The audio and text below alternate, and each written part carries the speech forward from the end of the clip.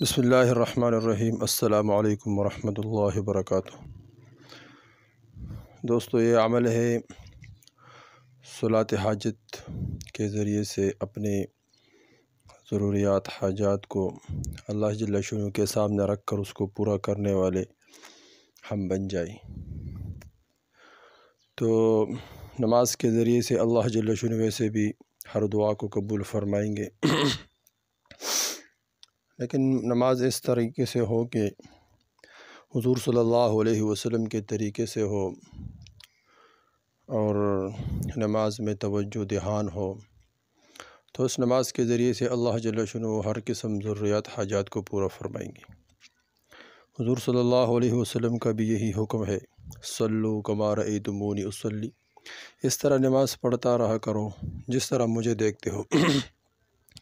یعنی نماز میں پورا دھیان، توجہ اور آپ صلی اللہ علیہ وسلم کا طریقہ ہو، تو اس نماز کے ذریعے سے اللہ جل شانہ ہر قسم عمل کو پورا کرے گا۔ اس لیے حدیث میں بھی آتا ہے کہ ہر فرض نماز کے بعد اللہ جل شانہ روزانہ ایک دعا ضرور قبول کرے گا۔ ہر فرض نماز بندہ پڑھتے ہے، اس کے بعد ایک دعا تو ضرور قبول ہوگا۔ نماز کے بعد اللہ جل شانہ دعا کو قبول کریں گے۔ اسی طرح صلاۃ حاجات کے ذریعے سے فرض نماز کے علاوہ صلاۃ الحاجات کے ذریعے سے بھی اللہ جل شانہ ضروریات حاجات کو پورا کریں گے انشاءاللہ۔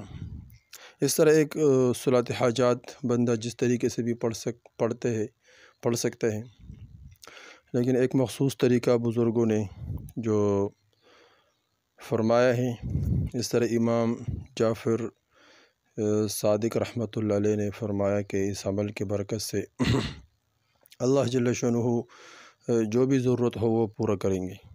وہ عمل یہ ہے کہ 2 رکعت نماز صلاۃ حاجت پڑھے۔ پہلی رکعت میں سورہ کافرون قل یا ایھا الکافرون 10 بار، اور دوسری رکعت میں سورہ اخلاص قل ھو اللہ احد، یہ 10 بار پڑھیں۔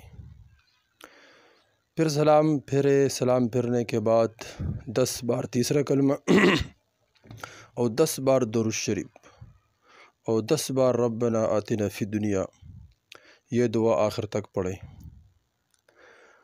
پھر اس کے بعد درود شریف پڑھیں، پھر درود شریف۔ انشاءاللہ اس کے ذریعے سے اللہ جل شانہ جو بھی حاجت ہو، جو بھی ضرورت ہو، تو اس عمل کے برکت سے اللہ جل شانہ پورا فرمائیں گے۔